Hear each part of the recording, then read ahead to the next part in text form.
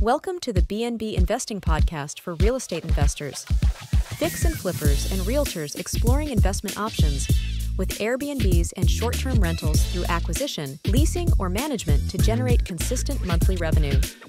Join us for a chat with experienced and successful short-term rental investors to hear their story of how they got started and created wealth by building scalable businesses. We also explore various service providers and lenders that help make our businesses more efficient and maximize revenue in this awesome sharing economy. Welcome your host, Rich Munroe.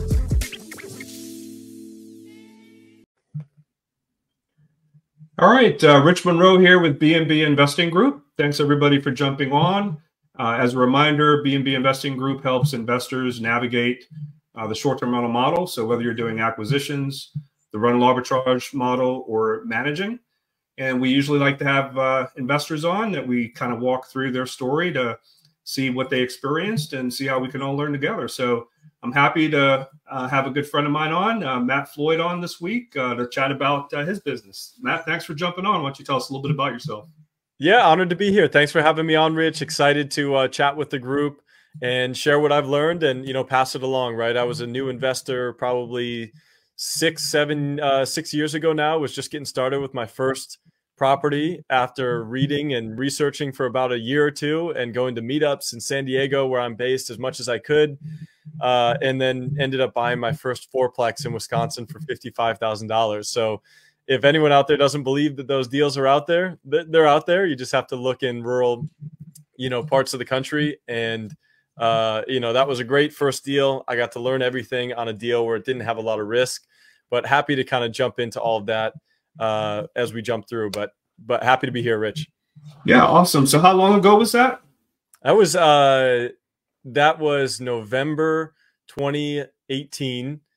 And, I'll never forget, right? Because that's my first business and the first, acquisition. And at the time I was so nervous about it. And in hindsight, you look back at it and you say, wow, that's such a small deal.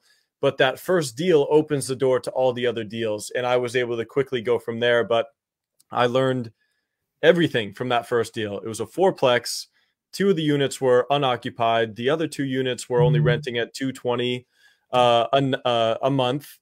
And it was run down. It had deferred maintenance. The roof needed to be repaired. And the owner was in her 90s and she was ready to take the cash and move on, right? And actually retire. So we were able to pick that up, renovate the units, put a new roof on it, put a new front porch on it. So there was a lot of expense that went into the property, but now it rents out about $2,000 a month between the 4 units, if not already up to $2,200 a month. So it cash flows about $1,000 profit a month, that property. Very cool. And so you kind of kept it as a long-term rental? That one's long-term. So I went long-term multifamily first. I read the ABCs of Real Estate Investing, which is Ken McElroy's book, one of the Rich Dad Poor Dad books. And I literally just copied exactly how he underwrote the property, exactly how he put a 3-step plan in place to improve it. What was the plan to increase revenue and lower expenses? And so that book is just a really great textbook, basically, for how to step-by-step buy your first place, and one that's going to cash flow well and has low risk because it's multifamily. And so when you did that deal, you had a full-time job, or what was your main career then?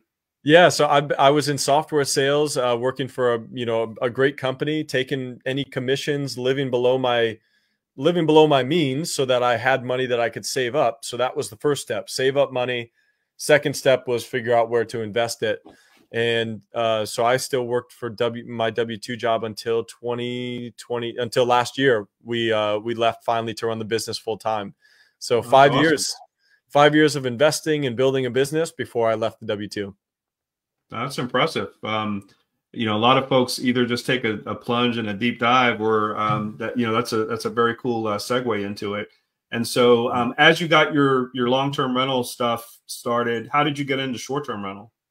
Yeah, so in 2018, we bought that fourplex for $55,000. The next year, we bought a 7-unit, also in Wisconsin, for $165,000. So another great deal there. So we still have those 11 units in Wisconsin. 10 of them are long-term. 1 is short-term. It's a unique old barn loft style situation. just a unique property, and it didn't fit the normal long-term rental model. So once I got into vacation rentals, we finished that renovation, and we've been renting that out at 3 times the rent of the long-term rentals.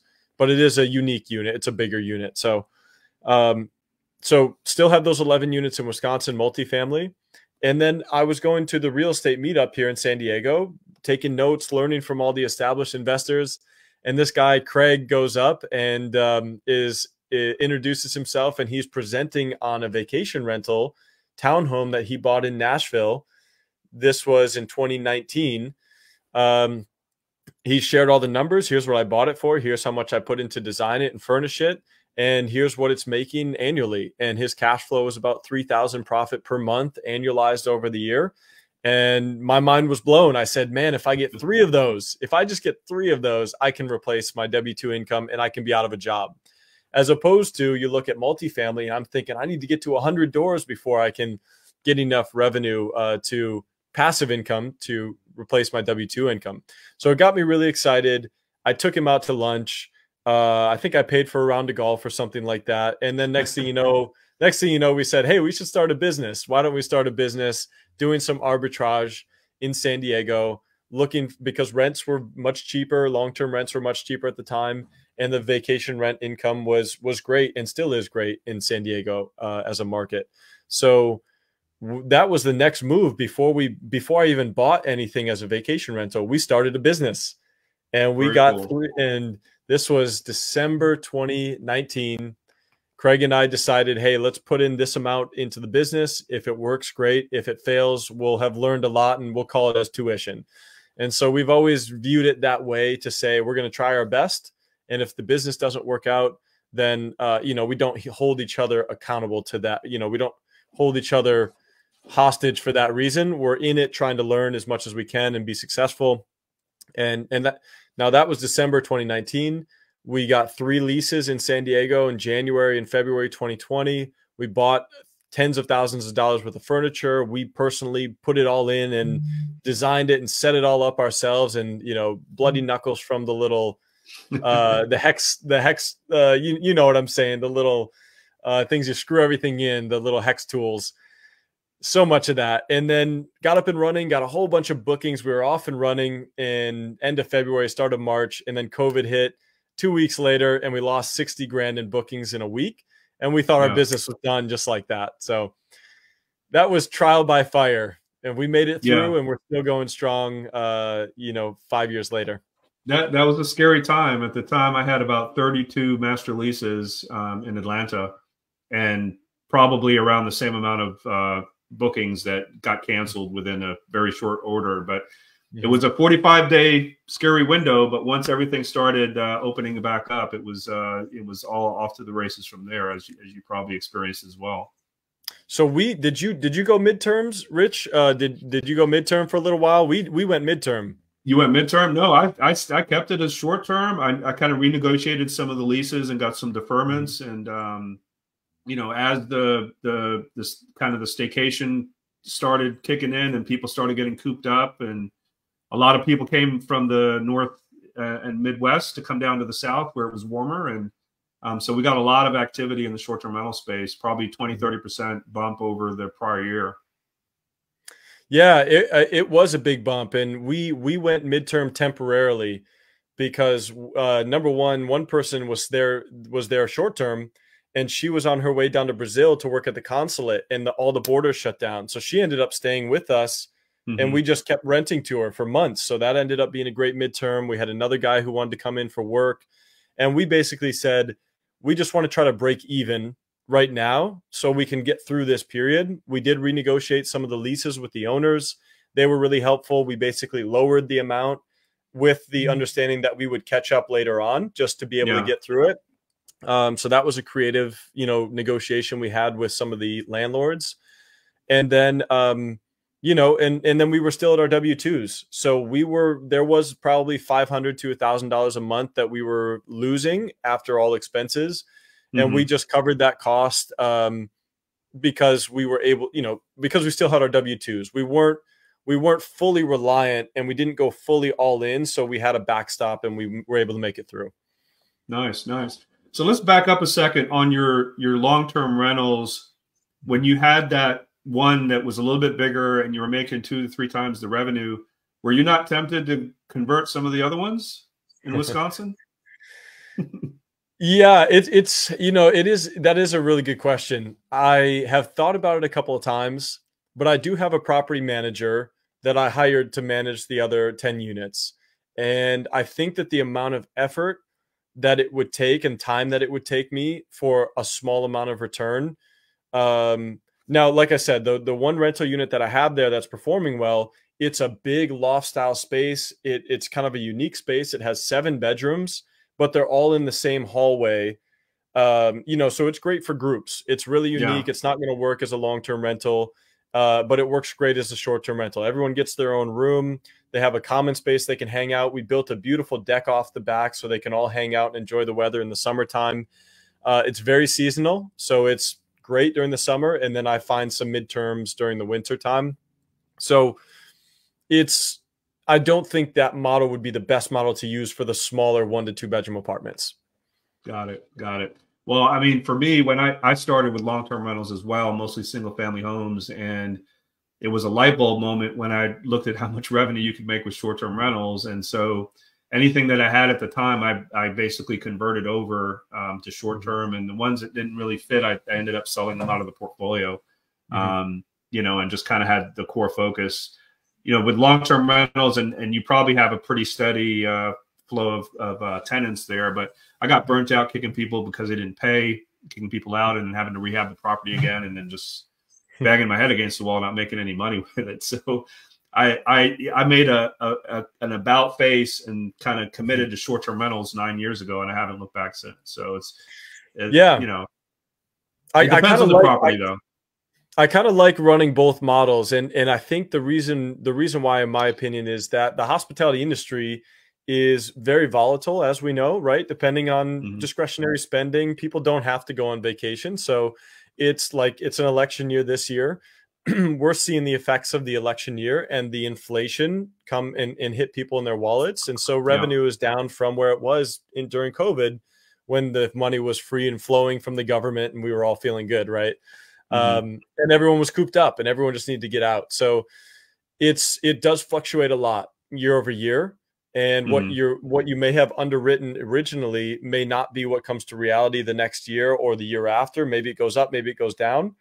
So I like having a backdrop or a backstop of some multifamilies and that are really consistent. They're in working class neighborhoods in the Midwest. Even during COVID, I never had anybody that even asked me for relief on payment, right? It's just very consistent. There's not much that changes, and it cash flows fantastic. So I think Avery Carl does this as well. They use the revenue from the vacation rentals to continue building their multifamily portfolio, which is the main base of their financial security, because the multifamilies, I don't know if you looked at the stat, but during the Great Recession, I think something like 0.5% or maybe 2% of multifamilies were in distress or were foreclosed upon during the Great Recession, where up to 30% of single family homes were.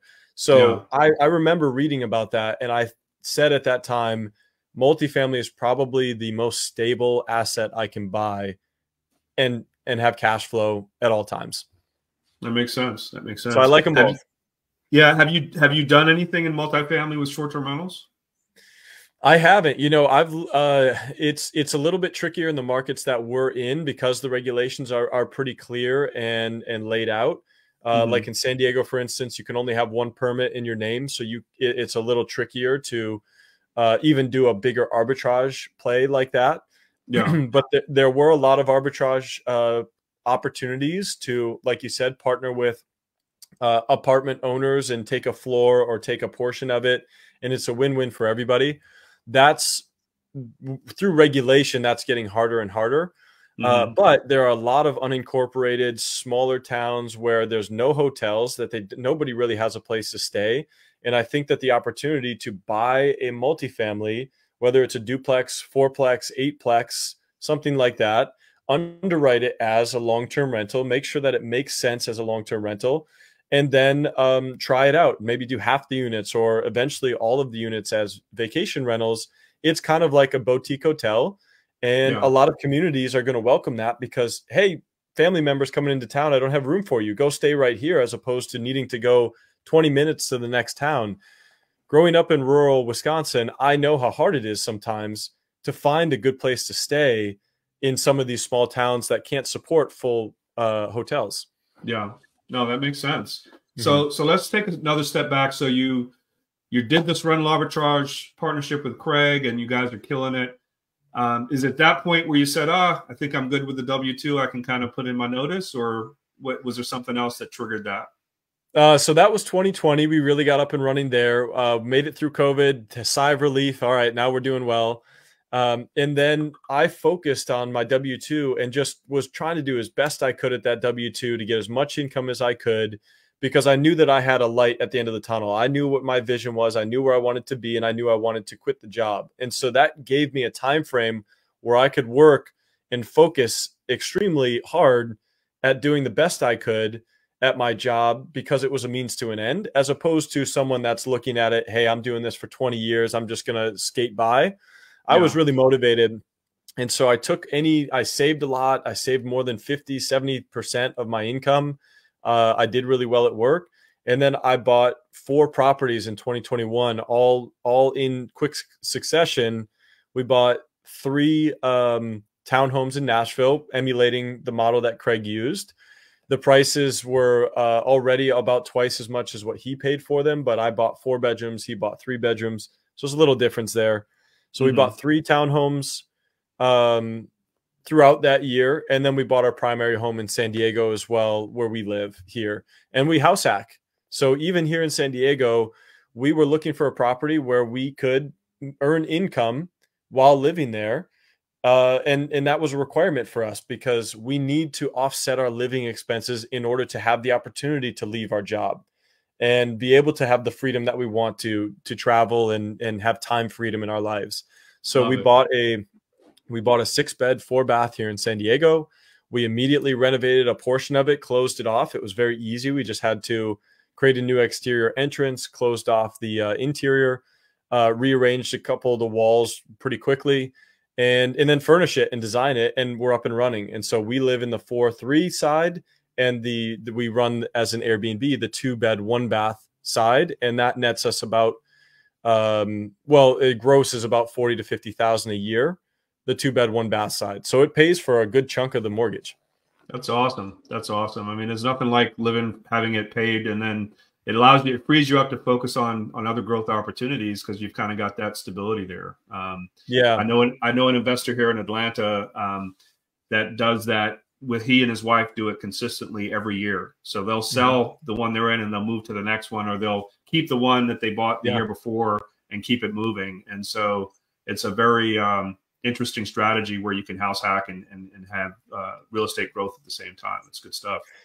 Yeah, if I still had the W-2, I think I would be able to continue doing that. But once I left the W-2, I'm not as bankable.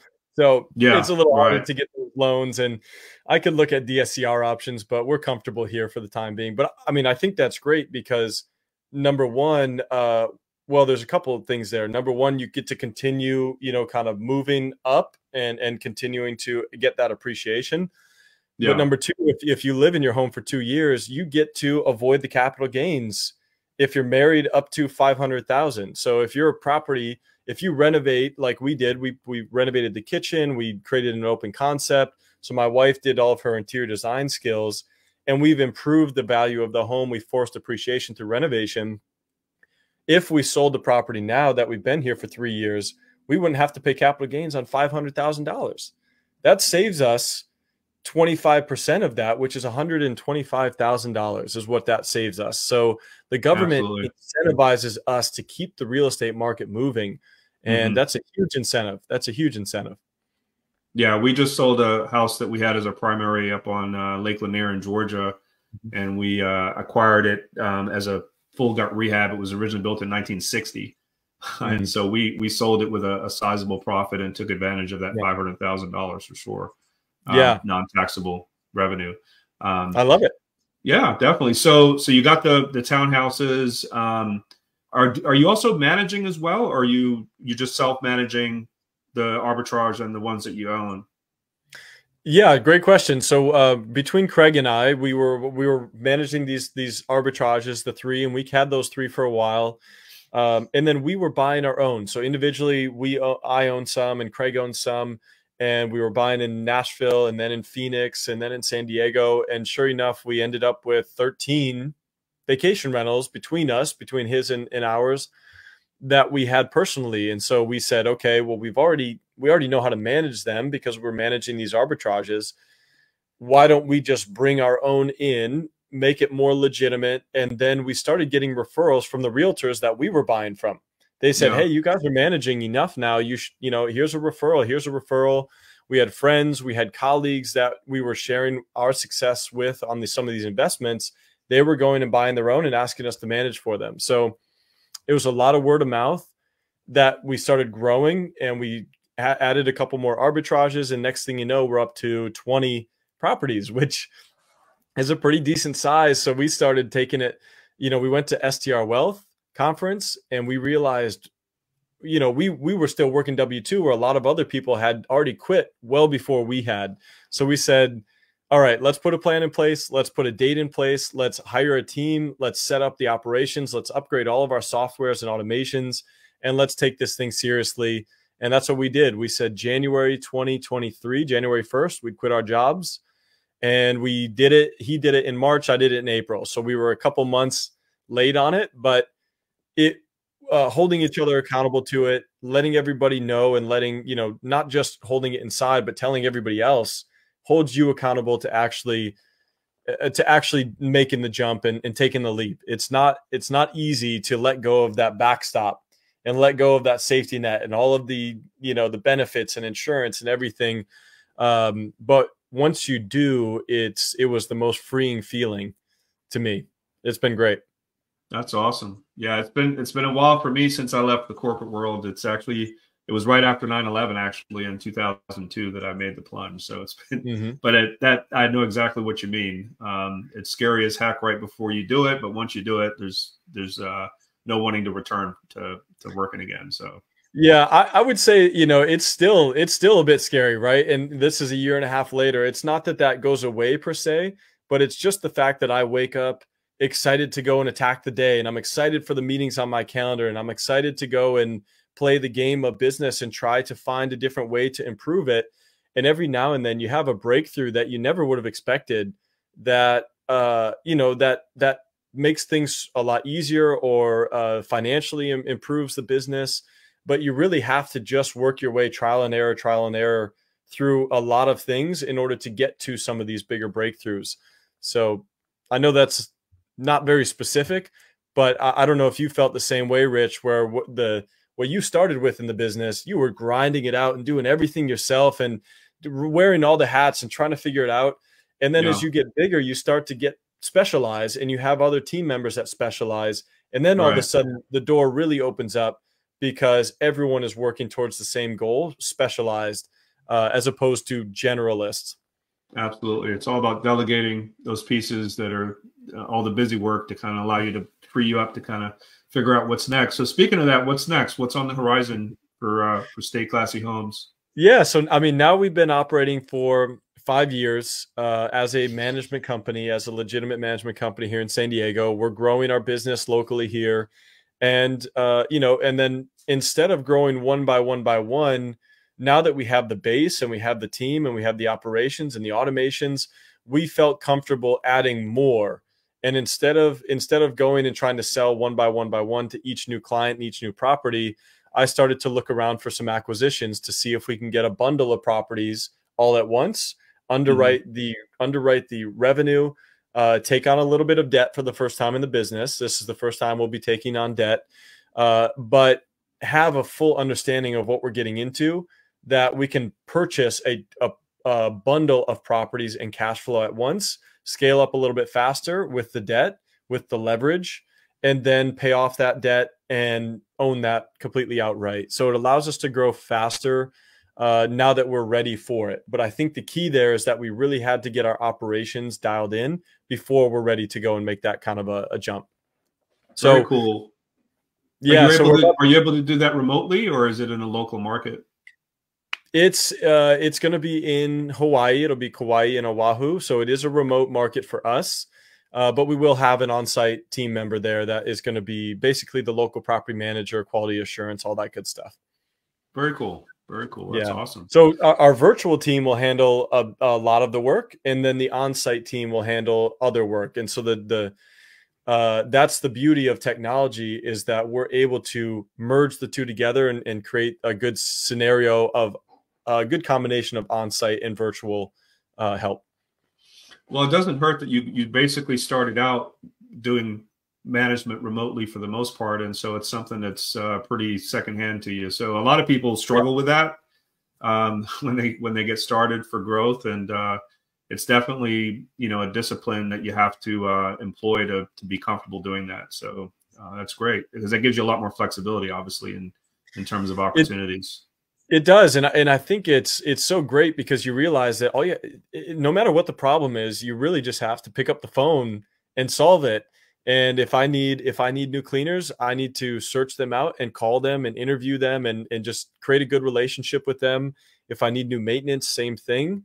But you pretty quickly realize that if there's an issue, what is going to be the benefit of me being on site, except to maybe coordinate with the guest or make them feel more comfortable. But if I have good team members, they can go and represent me as well, the same way that I would if I was there.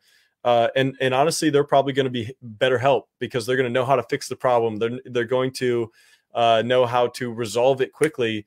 So there's always a way to handle a problem remotely that is probably as good, if not better, than me going there in person. Yeah, I agree. It takes a little bit of work in the beginning, because you have to the way I treat it, even if I have a property that's onboarding, that's within driving distance of where I live, I'm still treating it as if it's across this, in another state, in terms of the things that come up and how they need to be handled. And so if you treat every single property that way, it's usually easy to plug and play and be able to get comfortable with doing stuff remotely as well. Yeah. Well, and I think if you want to be a business owner, and this is the goal, right? If your goal is to be able to scale up to any decent size or any certain size, you need to think that way, because if you're trying to be the one to solve every problem and try to drive there and be on site, you're going to lose track of the really important parts of running your business, which is getting new clients, sales and marketing, and finances. How are you tracking your P&L statements? And there's so much as a business owner that we need to be keeping an eye on every day, that if we were trying to do everything, we would fail. I mean, we'd be dropping balls left and right if we tried to do it all today. Definitely. Mm-hmm. So we also chatted briefly. We're looking. You're looking at hotels now as well. Yeah. So it's kind of a natural progression, right? You do residential. You do a variety of different residential, and you realize that one of the biggest downfalls of residential is the appraisal process, right? And even if I take a property or you take a property, Rich, and you renovate the whole inside and you deck it out and you go head to toe, and you're just operating it and it's killing it and it's making a ton of revenue, it's doing really well, and then you go to try to sell it to get the next one, the valuation of your house is still going to be based on the neighbor's house next door, regardless of whether they're running it as a business or not. And I've been burned a couple of times there, where my revenue is much better than anyone around me, because I focus on operations and that's what we specialize in. But I still get valued based on the neighbor's house next door that it's all run down, and it's just an appraiser's viewpoint of it. So the concept of, instead of me managing 30 properties all spread out and having the cleaners run here to here to here to here and maintenance run all over the place, what if I get one building that has one roof, one set of HVAC, one set of plumbing, one Wi-Fi setup, and I can have 18 or 20 or 40 rooms, and then create a really fun experience between the common spaces and the landscaping and the pool.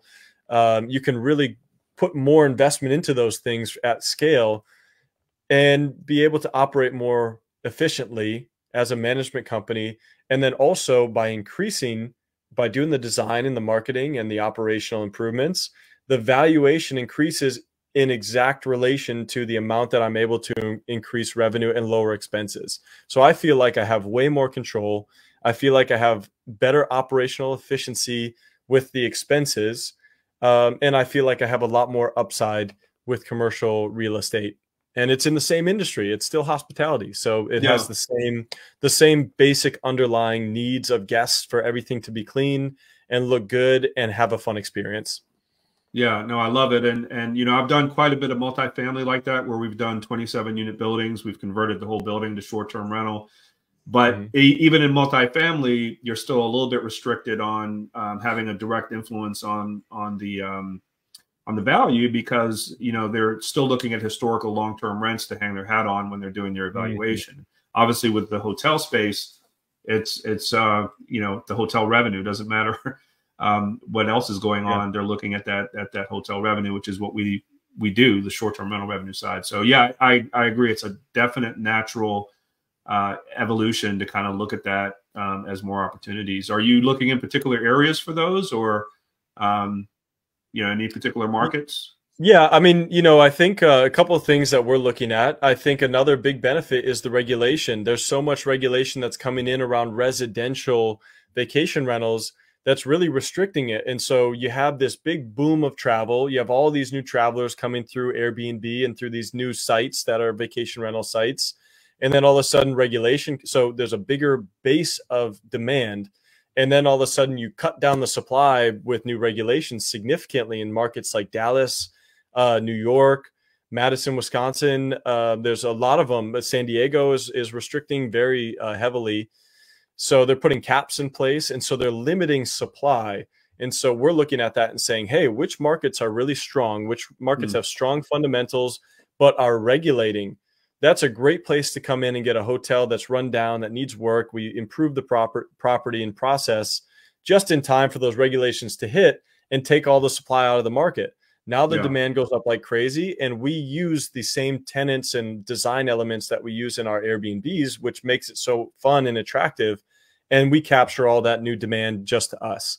So coastal markets are great. If you can find a place with a view or some water feature, or on a lake, you know, something that is a really unique experience that guests can have. That's really what I'm looking for these days. And so, for instance, there's one we're looking at right now that's up on in the Redwoods in Northern California. And so it's just a really beautiful nature experience that's all around. And we would just be feeding into that experience. Very cool. Very cool. Yeah, I mean, that really opens up the door for a lot of different locations you can kind of scope out, especially with the regulatory environment being so heavy right now. It creates a lot of opportunity. So very cool. Yeah. So what I always like to do, you know, as we're getting closer to the end here, what if there's one piece of advice that you could give the folks that are watching that are looking to get into this or get started, from what you've learned so far in your business, what would that piece of advice be?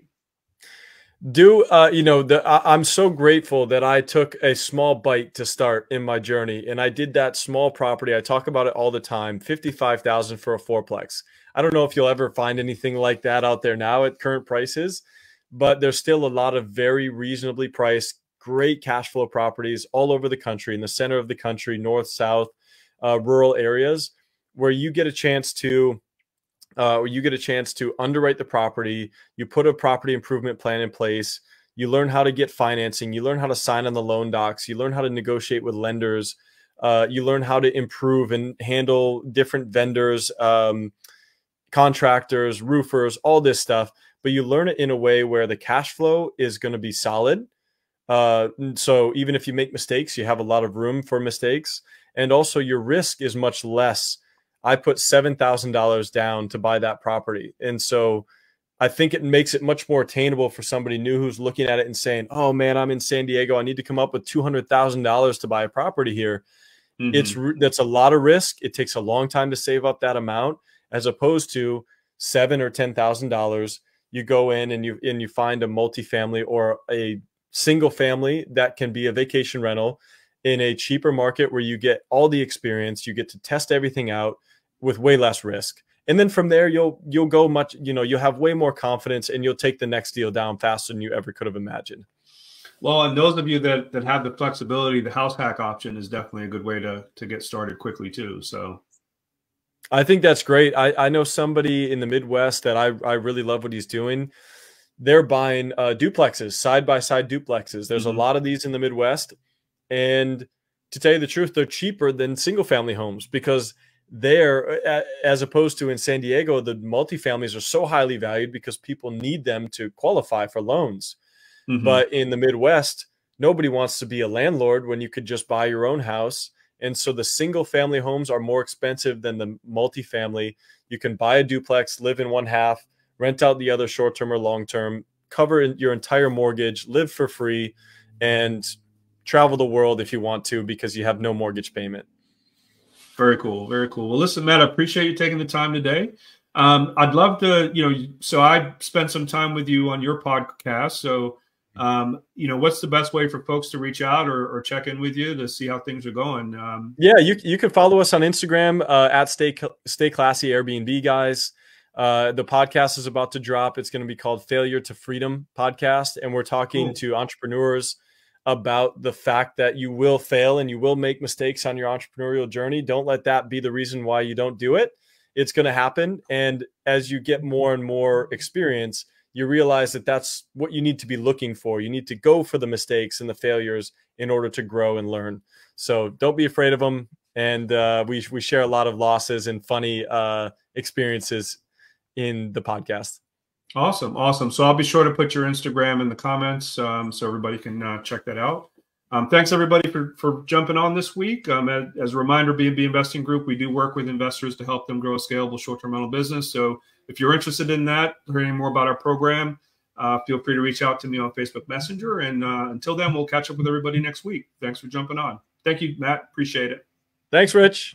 Always great catching up. Thanks for jumping on the B&B Investing Podcast this week.